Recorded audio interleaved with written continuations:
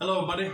Welcome back to Tin Man Score Channel. I'm your host, Jeffrey Tin Man Taylor, and today I'm reacting to my third and final Chillin' Scares video for you guys, and this was titled 10 Disturbing Internet Rabbit Holes Explained. So without further ado, I'm going to turn these lights off, move the camera up here for you guys, and let's get this reaction on the road in the bag, shall we? Okay, here we go. 1-800-GOLF tip. Back in the early 90s, a mysterious phone number started popping up on billboards and newspaper ads across North America. It was a vanity number that spelled out 1-800-GOLF tip. Seeing this, most people assumed that it was an innocent golf tips helpline or something of the sort.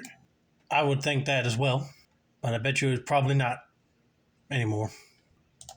However, that couldn't have been further from the truth. When someone did call the number, they were greeted by the sound of a person breathing into his microphone. This was then quickly followed by the same person counting off numbers 1 through 10 in an Indian or Middle Eastern accent over and over again. 1, 2, 3, 4, 5, 6, 7, 8, 9, 10. At that point, I'll be just hanging up the phone ASAP. You never know, it might be a spam recording. 1, 2, 3, 4, 5, 6, 7, 8, 9, 10. 1, 2. This sequence kept repeating for minutes on end, leaving many people confused and prompting them to hang up. 2, 3, 4. However, this counting didn't last forever. People discovered that after about 10 to 12 minutes, the voice faded into silence and was replaced by static noise. 2, 3, 4, 5,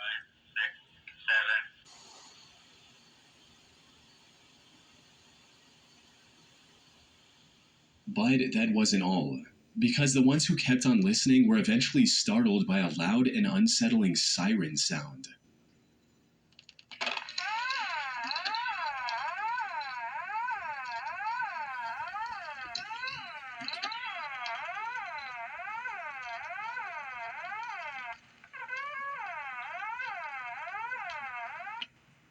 Not only was this extremely creepy, it also left the listener with many unanswered questions, like what was the purpose of this strange counting? And why would anyone pay money to advertise this number in the first place? Over the next few years, the 1-800-GOLF tip number became a modern folktale of sorts. People heard about it through word of mouth, dialed it out of curiosity, and were all met with the same eerie voice. This phenomenon was widespread enough to become one of the earliest internet rabbit holes, as I found mentions of the number dating as far back as 2003. However, the complete lack of information gave rise to a flood of theories attempting to explain the mystery, including one which speculated if 1-800-GOLF tip had something to do with number stations, which, for those who don't know, are shortwave radio broadcasts of unknown origin. These usually transmit sequences of spoken numbers, tones, or coded messages, often in eerie, mechanical voices.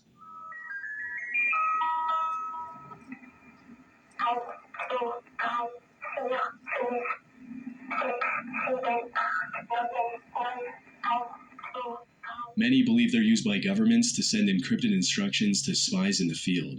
So, according to this theory, the 1-800-GOLF tip number served a similar purpose. I don't think so. Government agencies would not pay for an ad just to put that number in for their agents to dial because they're trying to be discreet about all their operations, and that's not being discreet. Another theory that many came up with was that this number was a part of a marketing campaign, probably to gather working phone numbers for telemarketing later or as a social experiment to generate hype for an upcoming product. However, none of these theories hold up to scrutiny. For starters, if number stations are indeed used to transmit instructions to spies, their entire purpose is to deliver messages anonymously, leaving no trace of who received them. Exactly.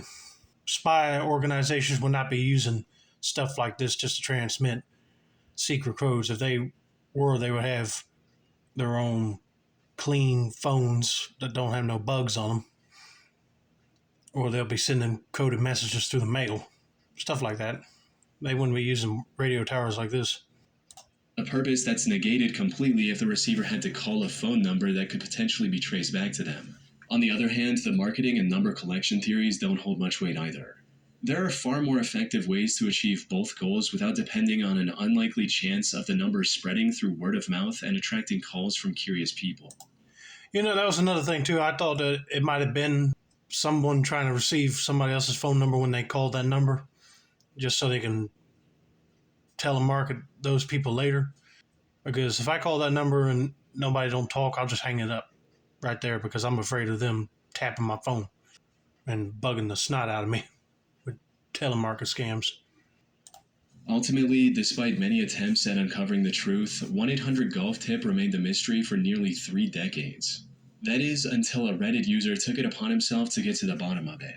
He spent over 4 years combing through the available leads and gathering personal anecdotes from people who remembered calling this number in their childhood. And as it turns out, the 1-800-GOLF-TIP rabbit hole wasn't a viral hoax or a disturbing conspiracy. Instead, it was the result of a simple mistake. You see, back in 1994, the Professional Golfers Association, or PGA, was touring across North America. And in an effort to promote the sport, they set up billboards and purchased ad space in newspapers, listing their golf tip line 1-800-GOLF-TIP. However, this line was only meant to be active for 2 days, as evident from this 1994 ad in the Tampa Tribune, which reads, "Golfers nationwide can receive golf tips today and Sunday via a toll-free instruction hotline presented by the PGA of America and USA Today.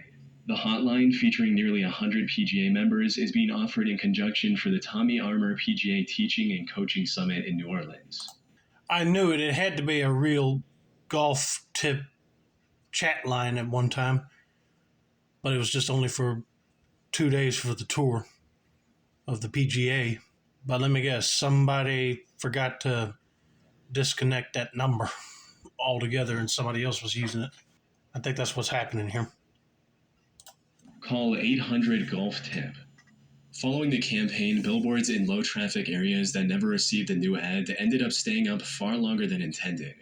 However, by then, the tip line was replaced by a placeholder text message from the phone company. As for the disturbing siren sound at the end, it was just one of the many pre-recorded tones phone companies used to signal that the call hadn't reached its intended destination. In the end, 1-800-GOLF-TIP wasn't a covert spy line or a clever marketing ploy. It was simply the byproduct of a phone company forgetting to disconnect a test number. And while the truth isn't as thrilling as some might have hoped, it brought closure to those who spent nearly 30 years chasing the mystery. Well, thank God that person took it among themselves to do it, because everybody else will probably think that it's still a mystery and probably never going to get solved. But I figured it had to be a true, legit golf tip hotline at one point, but then it got disconnected and the phone company forgot to disconnect the number altogether. But that would be creepy just to dial that number. It's like 1, 2, 3, like counting down all the way to 10. I would think that they're probably people scamming me and taking my information and they're counting down. But thankfully, this mystery is closed and people don't have to worry about it no more.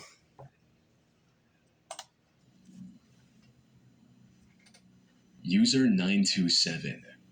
On August 4th, 2006, AOL, which was an early search engine like Google, released a text file on its website containing 20 million search queries from its users. These queries were collected from over 650,000 users and spanned a period of about 3 months. 650,000 users? Golly! That's a lot of information they gathered up on what people searched. Whether this release was intentional or simply a private file mistakenly made public remains unclear. The users' actual names were replaced with anonymous filler numbers starting at 1, so like user 34 or user 152, but based solely on each user's searches, you could usually still find out a lot about them. The company did apologize and remove the file 3 days later, but it was already too late. Thousands of people had already copied the file and began combing through it out of curiosity. And while most of the searches were exactly what you'd expect, like users looking for restaurant recommendations, planning vacations, or searching for medical symptoms, user 927's search history stood out from the rest for just how shockingly disturbing it was. It started off quite normal, with user 927 looking up songs from various artists. There were also some medical queries, such as the time it takes for a broken leg to heal and fungal infections, as well as numerous searches on different types of flowers. But it didn't take long for user 927 searches to shift into the realm of deeply inappropriate and not safe for work. Now, due to the explicit nature of these searches, I can't share them on YouTube, but just note that many of them were deeply unsettling and painted a troubling picture of the user behind them. However, this was only the beginning. As the weeks went on, user 927 searches grew darker, more specific, and far more disturbing. It went from looking up questionable stuff to searching for straight up illegal and harmful material. The unsettling nature of user 927's search history sparked widespread discussion and concern across the internet, even inspiring an off-Broadway play which delved into themes of cyberstalking, privacy, and the implications of our digital footprints. Okay, why would you do an off-Broadway production of somebody's search history? That's wrong on so many levels. Because if this person is searching up stuff to make homemade bombs, or I don't know, just some other type of drugs, like stuff like that, negative stuff that would harm others, you don't want to put that on some sort of Broadway play like this. I'm glad Chillin' Scares blocked it out because I really do not want to know what this person was looking up, but I know it was probably way too dark to even mention on here. Despite their infamy, however, user 927 was never identified. All we know is that they were likely from Colorado based on a single search from the state's official government website. It's also likely that these searches were made on a shared family computer, since they often flip-flopped between wholesome searches and illegal, not safe for work searches. Let me guess. The mom was looking at flowers. Dad is wondering how long does it take for a broken leg to heal and fungus on skin.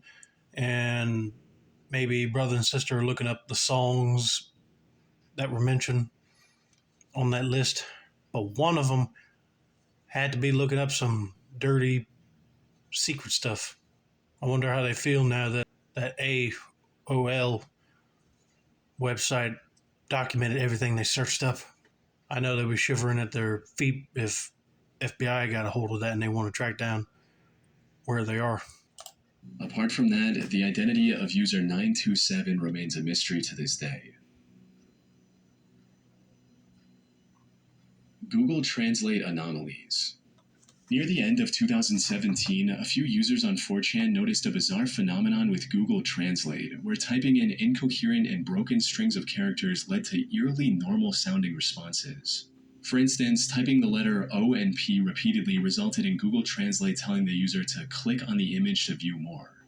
Similarly, using P and S instead produced something that resembled a snippet from an email. Okay, that's a little messed up. I'll be thinking that Google Translate's probably got a virus in it. Because if it's supposed to translate something from, let's say, Japanese to English, and it's popping up this right here, then the software's probably got a bug in it somewhere. But that would be creepy to see. Now, it would have been easy to write it off as a coincidence, just random characters accidentally forming something familiar, but as more people tested it, the more weirdly consistent the outputs became, like the Translate app telling the user to go ahead and ask any questions they might have, or in some instances, telling them that they have a chronic disease, a tendency to be infected with the virus, and that they will have a lot of pain. That ain't right, no. Google Translate is not a doctor. So I don't know why I'll be telling people that you'll have a lot of pain or you got a chronic disease or some other illness when all the person wants is a translation of a certain sentence or word. That's ridiculous right here. I don't know what's going on at the servers at Google for making this happen. How could a nonsensical mix of characters produce such specific and sometimes threatening translations? Yeah, I would like to know At too. this point, the most reasonable explanation was that this was simply a glitch, perhaps an obscure bug in Google's translate system. After all, most of these eerie translations occurred specifically when converting between Somali and English, suggesting a potential flaw in how the algorithm handled that language pair. But what made this seem unlikely was the amount of unique information Google Translate was showing in response to these requests, including things like a link to a Facebook post or what appeared to be an email address. In a similar vein, a few specific combinations also provided results that read like a private conversation between two people, stating things like, "You will be given the opportunity to be re-elected," and "This is a great way for you to come to our country." So, what is going on here? Unfortunately, despite the online interest, Google never acknowledged the problem, so we can only speculate. And while I did come across some wild theories suggesting that Google Translate was somehow a sentient AI trying to communicate outside of its intended purpose, these theories are, of course, not true. One possible theory is that this was the work of a rogue Google employee, someone who, out of frustration or boredom, decided to tamper with the system. Maybe they were trying to degrade the app's quality out of spite, or perhaps they simply wanted to leave behind the hidden Easter egg for others to discover. However, someone risking their lucrative career at Google for something this uneventful and niche is fairly hard to justify. Yeah, why would you do that? You're working at a high paying job at Google and you want to get mad and start tampering with the Google Translate software just so it can malfunction and start typing all these weird responses. That's just messed up. I mean, I'm surprised the person that did it did not get fired.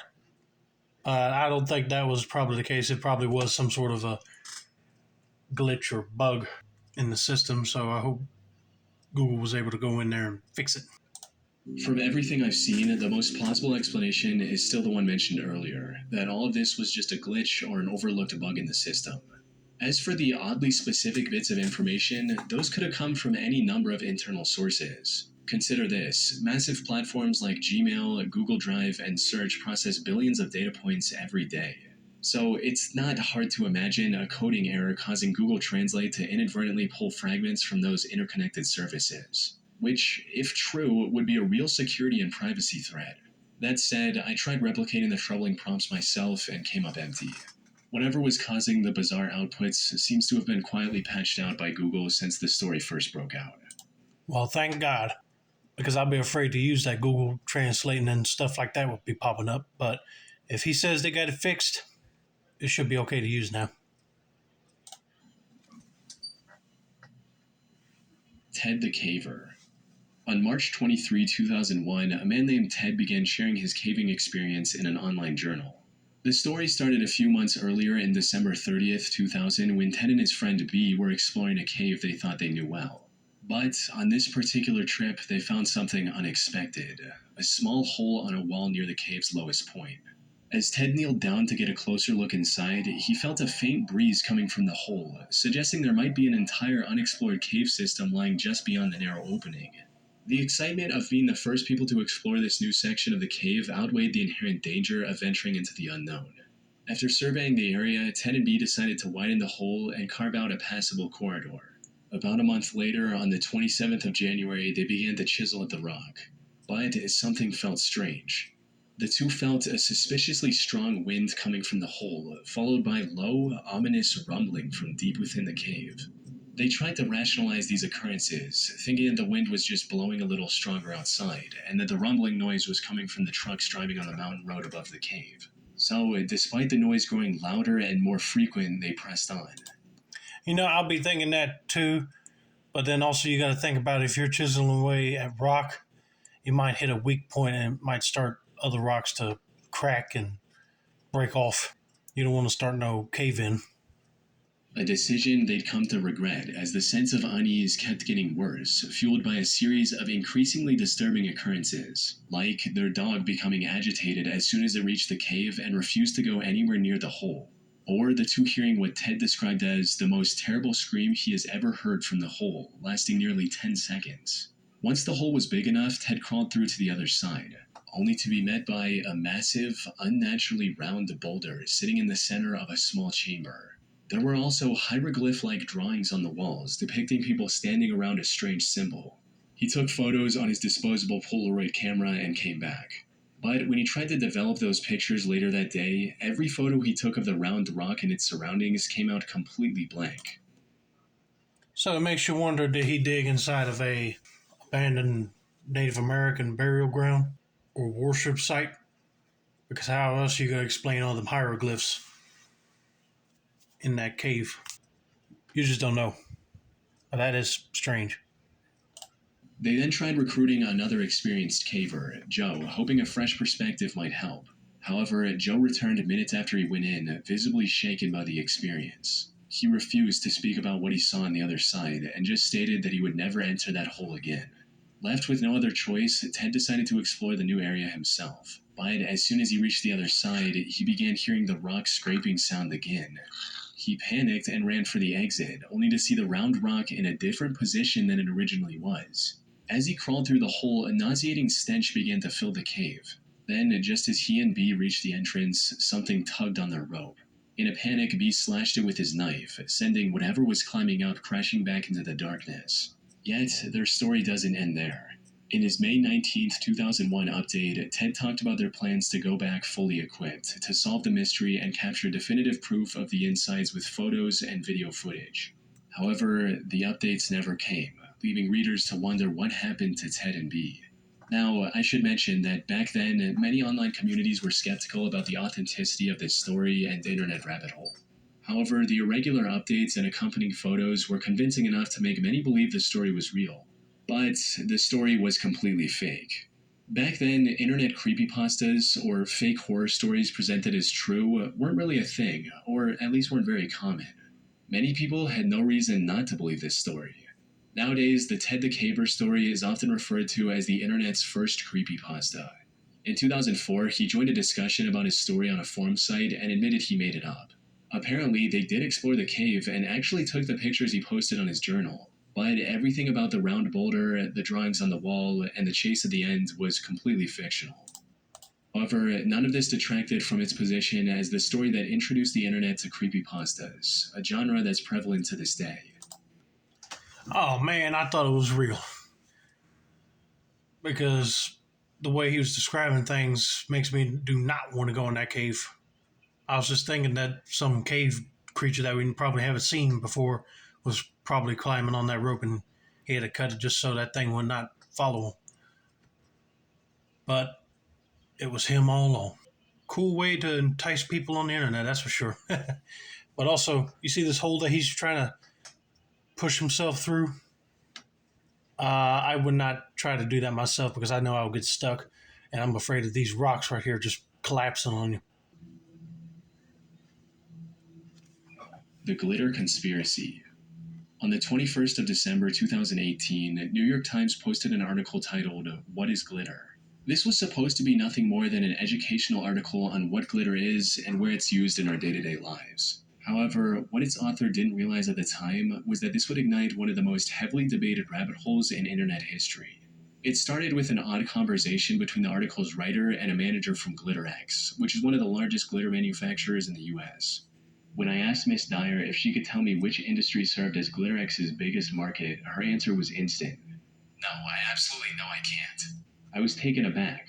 "But you know what it is?" "Oh, God, yes," she said and laughed.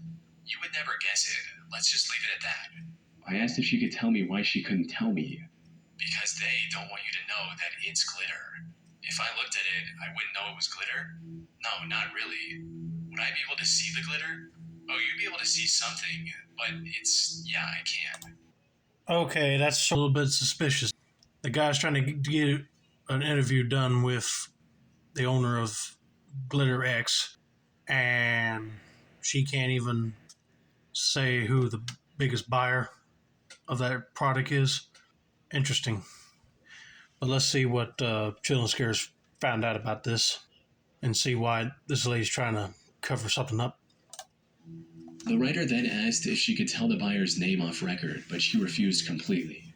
Not long after the article went live, someone posted their strange conversation on the Unresolved Mysteries subreddit, sparking a wave of speculation about who this mysterious client could be. One of the top comments under this post pointed towards a potential use by law enforcement as an ID for explosives, reading, "Micro-taggants, multi-layered micro-glitter added to all commercial explosives. Simple to batch trace on-site after the detonation using only a microscope. Use dynamite for illegal purposes and leave evidence as clear as a fingerprint." You know, that might be a good possibility, but I don't think that police is buying some sort of micro technic stuff with glitter fused in it. They probably have some other equipment to determine what is explosive or not. Law enforcement probably don't want this fact circulating. And while this made some logical sense, others leaned toward crazier, conspiracy adjacent theories. Like, this one user claimed that the government spreads glitter on beaches to increase their sparkle and, by extension, attract more tourists. That's bogus. If they were throwing glitter in the sand, that would be sort of like a littering violation right there. Beach sand is already shiny when the sun hits it. How in the world do these people come up with these weird answers? A few people also suggested that the mystery buyer could be the US military, since glitter's reflective properties might make it useful for camouflaging equipment by deflecting radar signals. One user proposed a more unsettling theory that GlitterX's biggest client could be a toothpaste company, using glitter to create the illusion of sparkling clean teeth. While the idea sounds absurd at first, it's not entirely out of the realm of possibility given how common microplastics are in personal care products. I always wondered what that was in my toothpaste. I had Crest Kids toothpaste, and it always had that shiny sparkle stuff in it. And I said, oh, God, I hope it won't no plastic enter in my body. Because you never know if you accidentally ate it, what that stuff would do to you. But I don't think it's plastic they're putting in this type of toothpaste. However, none of these theories hold much merit. Microplastics in personal care products, including toothpaste, were banned back in July 2017, over a year before the New York Times interview. The military contract theory is also completely detached from the truth. In reality, the radar-absorbing coating used for fighter jets is made from iron and ferrite, not shiny plastics. So, while these theories were fascinating to sift through, none of them actually answered the one question that started it all. Who was buying all the glitter? This remained a mystery for almost an entire year before someone managed to uncover the truth. On the 8th of November 2019, the Endless Thread podcast dropped an episode titled The Great Glitter Mystery, and this had the answer people were looking for. Apparently, the answer was boat manufacturers. This might sound odd at first, but it actually makes a lot of sense when you consider the shimmering, reflective paint used on many newer boats. As for why GlitterX might be so secretive about the identity of their biggest client, one plausible reason could be environmental concerns. Glitter, especially the traditional kind made from microplastics, has been heavily criticized for its contribution to pollution, particularly in oceans where it can be harmful to marine life. So if it came out that companies were using it in boat paint and releasing untold amounts of microplastics into the ocean, it could spark public backlash or calls for regulation. Yeah, I could see that. That's why that girl was probably keeping it hush-hush on who their biggest buyer was. But I mean, come on. If they paint the boats with glitter paint, they probably would have sealed it good and made sure none of the particles of glitter would come off, hopefully. Because if it did pop off while they're in the ocean or in the lakes, then yeah, I could see people backlashing over that and stop boat manufacturers from painting with glitter paint. In the end, the truth behind the glitter conspiracy was a lot more mundane than secret military contracts or explosive detection, leaving many to express their disappointment online. Polybius. Polybius is the name of a rumored arcade game that had a limited release in 1981 and has since been lost to time. As the story goes, a single cabinet of the game was installed in a random arcade in Portland, Oregon in 1981. The cabinet was plain without any fancy graphics on the sides, and the gameplay was described as weird and puzzle-like with action elements. This gameplay is also rumored to be surprisingly addictive. There are reports of teens spending hours playing this game, to the point of getting dizzy and even fainting. I would not want to play a game that has more puzzles to solve just to get to the next level. I'd rather do like he's doing right here, shooting down bad enemy ships just to score points. However, there were also several claims suggesting that the dizziness and fainting were actually side effects of government-led mind control experiments conducted through the game. You see, according to the myth, men dressed in black suits would regularly visit the arcade, not to play Polybius, but to collect data from the machine, like on behalf of the CIA or some other three-letter agency. The cabinet also reportedly remained in arcades for only a brief period before mysteriously disappearing without a trace. This mix of addictive gameplay, side effects like amnesia and nightmares, combined with the alleged Men in Black sightings, cemented Polybius in urban legend history. Just think, you're going in there to play an arcade game, and all of a sudden turned out to be a government setup thing. I don't know why they would want to do it, just to brainwash people. But then, how in the world did you get a game machine out of the arcade without anybody knowing it? Probably turn the cameras off and sneak in and out when nobody was looking outside. I mean, that's my theory on it, but I don't know. But this is a strange rabbit hole for sure. But here's the thing, there's no concrete proof the game ever actually existed. No official records, no contemporary newspaper articles, nothing verifiable from 1981 mentions it. The only, quote, real evidence of its existence is this screenshot of the title screen, which looks a bit too advanced for its era, and this grainy black and white picture of an allegedly real Polybius cabinet. The high noise, overblown exposure, and overall low resolution makes it near impossible to extract any details. However, given the overall shape of the cabinet, this was likely a repurposed Namco cabinet with its stickers removed. And even if these images are real, there are no sources dating back to the 1980s that could verify their authenticity. In fact, from what I was able to find, one of the earliest mentions of Polybius in any gaming magazine or website was in the year 2000, on a website called coinop.org. The legend did become widespread enough to inspire enthusiasts into building their own real-life Polybius arcade cabinets. However, I wasn't able to find a single piece of evidence matching its original description. So, where did the story come from? It's likely a fascinating case of collective memory blending fact and fiction. As a comment on Reddit noted, Polybius wasn't real, but it was inspired by stories of surreal 80s vector games, people playing arcade games for too long and getting sick, and teens doing shady things that resulted in authorities coming into arcades. Think of it this way, the early 80s saw visually intense vector graphic games like Tempest, which could be quite disorienting, especially in a dimly lit, smoke-filled arcade. Arcades were also rowdy places where teenagers pushed boundaries, sometimes prompting authorities to monitor them for reasons like truancy or gambling. It's plausible that these separate, real occurrences, getting eye strain from a vector game, feeling ill after a marathon session, seeing officials in an arcade, morphed and merged over time into the singular, terrifying narrative of Polybius. Or it's also possible that the Polybius myth was the masterwork of a single, imaginative individual. Someone who managed to craft one of the most talked about rabbit holes in the history of internet gaming folklore. Well, dang. It's all fake. Well, I mean, it had to be because I never even heard of this game either. But I could see that, yeah, everybody would get sick from staring at the screen too long. And if you're doing a lot of suspicious gambling or gang activity in arcades, then yes, the cops would come in to investigate to see what happened. So that's why the whole Men in Black thing had to show up in there.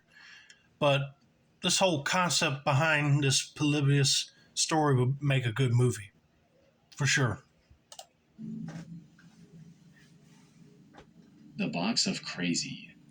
On November 4th, 2013, Reddit user TramStopDan posted an Imgur album on the What's in This Thing subreddit titled Large Box Full of Odd Illustrations of an Event, aka The Box of Crazy, found by the trash bins. On the surface, this looked like nothing more than an antique wooden briefcase. However, its contents told a completely different story. Inside, there were hundreds of documents containing text records of alleged UFO sightings, diagrams and schematics for complex otherworldly machinery, and hand-drawn illustrations of disturbing demonic creatures. Look at that. This person, whoever drew this artwork, was really talented, that's for sure. The person was probably losing in the mind and they started drawing all this stuff. If they were, I'm so sorry they went through a bad mental health state. But this art looks so good it could be used in a graphic novel or cartoon show. Seriously. The box also contained a lot of handwritten notes from the creator of all these illustrations, Daniel Christensen, as well as several maps and globe projections. Much of it was cryptic and difficult to decipher. However, even after reviewing just a small portion, it became clear that this was the work of someone who was deeply unwell. Some of his notes hinted at the possibility of him being a World War II veteran, which could explain the origin of his mental illness. However, that wasn't what started his fascination with aliens and extraterrestrial life forms. Some of the earliest documents in the box were from 1937, with some of the newest ones dating to 1977.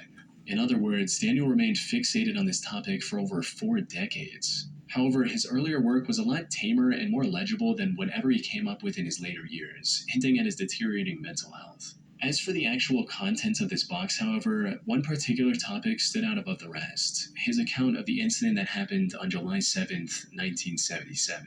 According to Daniel, Tampa Bay was hit by a tornado on that day, but that tornado was just to disguise alien ships used to make contact with Earth without getting spotted. He created several detailed illustrations of what he saw that day, and it's bizarre to say the least. In reality, there were no records of a tornado or any other extreme weather event happening in Tampa Bay on the 7th of July. That said, Daniel didn't choose this day at random. You see, a lot of Daniel's illustrations of the 7th of July include this same building as the center point for alien descent.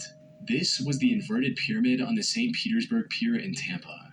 Coincidentally, this building was also lit up with a massive laser light show installation on July 7th, 1977. So it's highly likely that Daniel witnessed this laser show, misinterpreted it as an alien encounter, and then spiraled into an obsession to document what he genuinely believed was a life-changing event.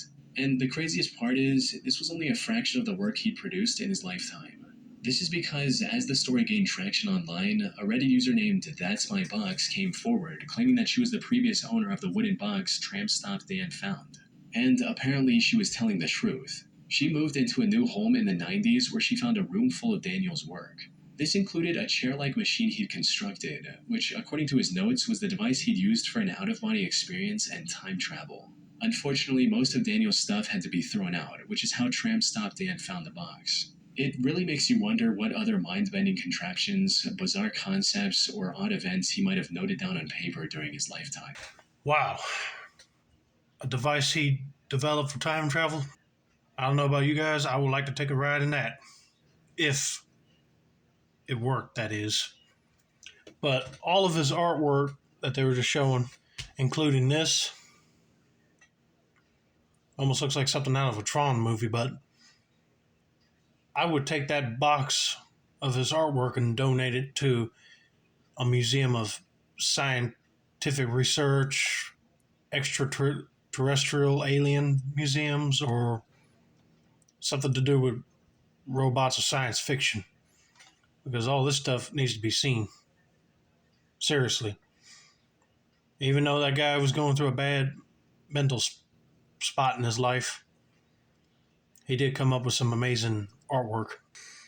But that is insane that somebody would just throw all that stuff out when he passed away and they started to move in. I mean, I know you're not going to use that stuff, but come on, you could have saved it for somebody else to enjoy. Erratas. On November 5th, 2015, an anonymous user posted a thread on 4chan talking about a strange conversation they had with a girl at work. The girl he talked with was, at the time, homeless and in a band. She also worked for a really shady company that was in the process of closing down. One day, her supervisors gave her and another employee 2 tape guns and instructed them to pack boxes. However, the tape in one of these guns had the word Erratas written on it. When she inquired about this word, her coworker told her to get rid of the tape gun and to not mention the word to any of the supervisors. Apparently, he used to work in IT, and one of his jobs was to flag employees who searched this term so they could be fired. The OP was curious about what Erratas meant. However, this was also the first time other 4chan users had encountered the word, so they couldn't offer much help in figuring out what it meant either. But then a month later, on December 19th, another anonymous user brought up Erratas again, hinting that it was some HR-related computer program. But this time the OP received an answer, which defined Erratas as a program that allows some specific third-party company unconditional access to employee information. This reply also mentioned major brands like UPS, Unilever, and Ecolab. About 1 more month later, on January 25th, a user on the music board talked about wanting to make music from obscure YouTube videos. They also included a list of video links they were interested in. The second of these links led to a video titled "YouTube is Monitoring and Controlling My Life" that was posted just 2 days before the 4chan post. The owner of the channel that posted this video, Chronos for Life Jurassic Park, believed that he was being targeted by Erratas. This, along with a now deleted Q&A video Chronos posted later, gave people a clearer picture of Erratas' true nature. Erratas, as many came to understand it, was a mass surveillance and censorship software allegedly used by powerful entities to securely monitor the public. What made Erratas so terrifyingly effective was its ability to erase its own existence. It would detect any time someone mentioned it across the internet and remove that reference without a trace. Chronos even posted a video titled "Here Goes Nothing" as bait for Erratas, hoping the advanced algorithm would target and delete the video, thereby proving it was real. But that wasn't all. Turning on captions revealed that the video also had hidden messages at several points throughout its runtime. Decoding these messages led to a fake address that was listed on the profile of a band called KFC Murder Chicks. This band featured homeless girls, and surprisingly, one of them reportedly worked in a warehouse, just like the mysterious girl who told the first 4chan user about Erratas. Looking further into this band revealed a YouTube upload of one of their songs which had the word Erratas in its description as well. The channel that uploaded this video also had a relatively empty Twitter account with the word. The only noteworthy post on this account was this creepy, elongated portrait of a man. By this point, many people who were following the mystery assumed that Todd and the KFC Chicks band had something to do with Erratas. Or at least they knew something about this advanced algorithm that no one else did. But when asked about it, they denied having any knowledge about the term. Unfortunately, that's where the lead stopped. Users had so much information and connection points between various groups and people, but it led to nowhere. This left Erratas as just another unsolved mystery of the internet. That is until August 2020, when a YouTuber called Toxicologist managed to get an interview with a person named DJ Roswell. As it turned out, Roswell was behind everything from the very beginning. He was the leader of the KFC Murder Chicks band and wanted to promote his band with an ARG. So he was the one who created the lore surrounding Erratas and every puzzle piece connecting to it. As for this unsettling image, this turned out to just be a police sketch of a horrible criminal from Hawaii that had nothing to do with the band or the ARG. Roswell just used this picture because it was attention-grabbing. Unfortunately for Roswell, people weren't able to progress through the storyline fast enough, and many lost interest over time, giving a tragically mundane ending to the mystery of Erratas. You know, at first I was thinking this whole thing was real and it probably been like another version of Skynet, you know. But turned out it's all fake just to promote this band's music. And he had to use that mugshot from somebody in Hawaii to promote it. That's just crazy. I'm glad that this whole thing was solved, because I was fixing to say, you mentioned something about that name at your work, you will get fired. That's insane.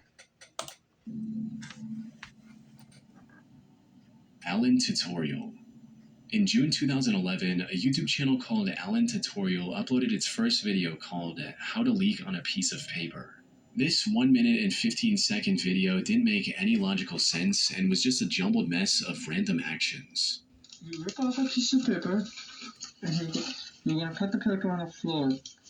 Next thing you do is you got to take the fork, and you're going to have to ram a hole inside. The channel began producing videos of obscure tutorials, like teaching users how to make a windmill from household items, or how to fill a tiny bin with dirt. However, as time went on, users began to notice the mental health of the creator, Alan, begin to deteriorate. He went from gleefully explaining some illogical concepts to crying during tutorials and getting accidentally hurt while trying to make the video. This marked a shifting point in the channel where it went from silly to often downright disturbing, and no video encapsulates this better than the one titled Disc Tutorial. It shows the host, Alan, getting kidnapped in a truck and slipping over his own blood, all while trying to make his usual tutorial. Even in captivity, Alan continued creating content with whatever he had access to, at one point even resorting to reading the news on camera just to stay connected with his audience. All of this, of course, turned out to be nothing more than a fictional storyline created by art student Alan Resnick. And while many of his longtime viewers understood this, newer viewers stumbling across his uploads out of context often couldn't make sense of what they were watching, with a concerned comment under the Disc Tutorial video reading, "Either this guy is a brilliant actor/art student, or something weird is happening and none of us suspect anything because we all think he's a brilliant actor/art student. I'm starting to have my doubts." All of this came to an end in December of 2014 when Alan posted his final video simply titled Tutorial. A nearly 2-minute upload in which Alan finds a way to bust through a wall and escape his captor, never to be seen again. Ever since this conclusion, fans have gone back and analyzed each video to find the hidden meaning and bits of lore. According to the most popular interpretation, the character Alan Resnick created suffers from autism and was living with his older brother and his girlfriend who didn't like him. This explains why he ends up homeless at one point, as his uncaring family kicks him out. Some users have also speculated that the reason he's crying in the blue chair tutorial video is because it reminds him of the way he found his mother after her death. This theory is supported by the video's description, which reads, "If your chair is on the floor, here's how you get it back and pick up all the pieces of something broken and unfair." However, creator Alan Resnick has never confirmed or denied any of these theories, choosing to leave his years-long art project open for interpretation instead.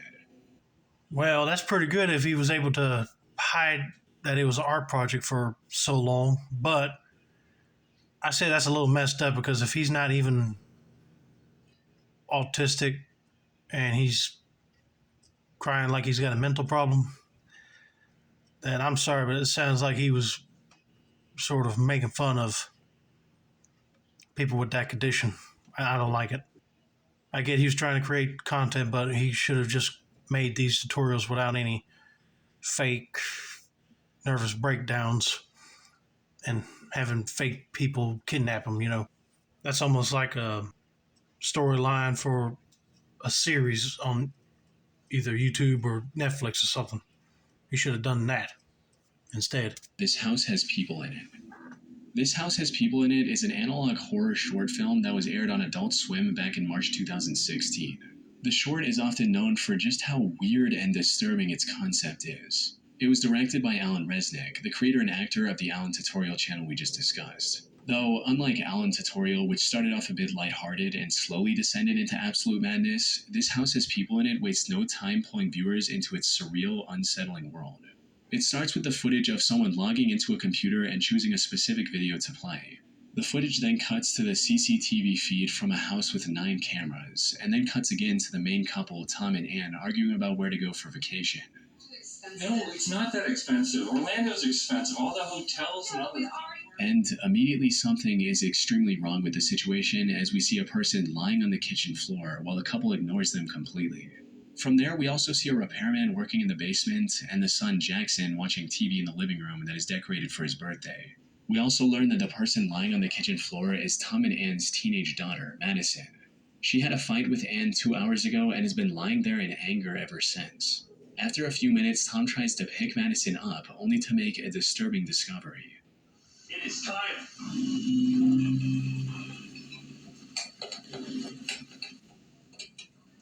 What? Prime links. That is disgusting. Madison appears to be completely stuck on the floor. The situation then goes from bad to horrific as Madison starts sinking through the kitchen floor. The repairman tries to help by putting a plank on Madison's face to stop her from sinking through. However, that does not work, resulting in Tom having a complete meltdown in the basement. I'm ready for you. I'm ready for anything. You've always been so beautiful. Stop right now! I praise you. I serve you. Left with no other option, they make a final-ditch effort to save their daughter by placing a mattress underneath her. We eventually see Madison fall onto the mattress, which then immediately cuts to a shot of the mattress without her, implying that she fell through the basement floor as well. The short ends with the guests who gathered for Jackson's birthday lying down in the yard just like Madison, while Tom and Ann are freaking out inside.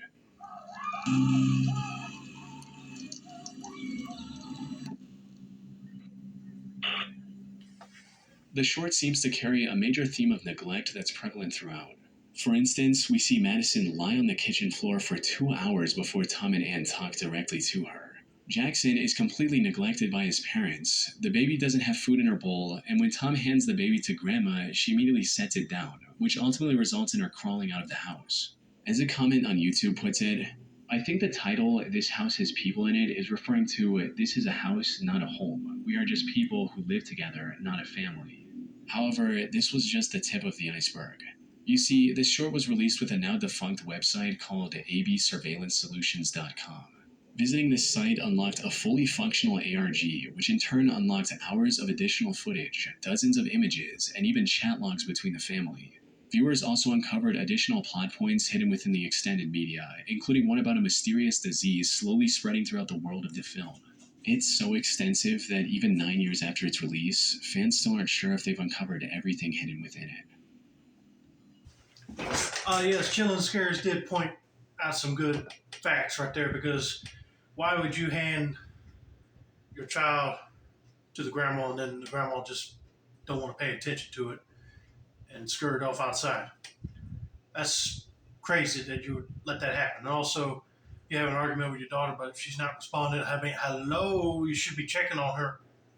Simple. But I'm glad it was just a made-up thing for Adult Swim. Because if that was a real family, I'd be like, they need help. But anyway, I hope you guys enjoyed this video. Don't forget to like, subscribe, turn on those post notifications for more Chillin' Scares content like this. This has been another successful installment of the Tin Man Score channel. I'm your host, Jeffrey Tin Man Taylor, and I said that's a wrap, and another day.